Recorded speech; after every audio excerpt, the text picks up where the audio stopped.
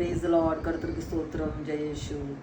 அன்பார்ந்தவர்களே, இயேசுவின் நாமத்தில் வாழ்த்தி வரவேற்கிறேன்.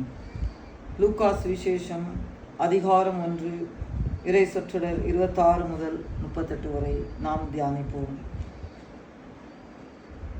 கப்ரேல் என்னும் வானதூதர் கலிலேயாவில் உள்ள நாசரேத் ஊரில் இருந்த மரியாவிடம் வந்து,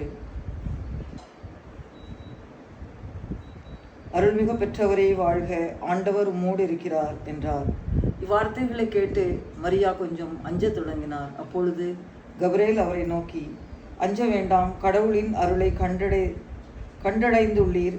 இதோ கருவுற்று ஒரு மகனை பெறுவீர், அவருக்கு இயேசு என்னும் பெயரிடுவீர். அவர் பெரியவராய் இருப்பார், உன்னத கடவுளின் மகன் எனப்படுவார். அவரிடம் தந்தை தாவீதின் அரியணை ஆண்டவராகிய கடவுள் அவருக்கு அளிப்பார் என்றார். அப்பொழுது மரியா, நான் கன்னிப்பெண், எனக்கு இன்னும் திருமணமாகவில்லை, இது எப்படி நிகழும் என்றார். அதற்கு வானதூதர் அவரிடம், தூய ஆவி உம்மீது வரும், உன்னத கடவுளின் வல்லமை உம்மேல் நிழலாடும். ஆதலால் உம்மிடம் பிறக்க போகும் குழந்தை தூயது, அக்குழந்தை இறைமகன் எனப்படும் என்றார்.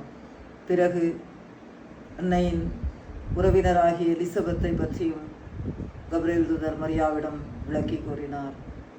இதை கேட்டவுடன் மரியா, நான் ஆண்டவரின் அடிமை, உம் சொற்படியே எனக்கு நிகழட்டும் என்றார். அப்பொழுது வானதூதர் அவரை விட்டு அகன்றார். ஆம் பிரியமானவர்களே, நாமும் அன்னை மரியாளை போல நம்முடைய வாழ்க்கையில் ஆம் என்று சொல்ல கற்றுக்கொள்ள வேண்டும்.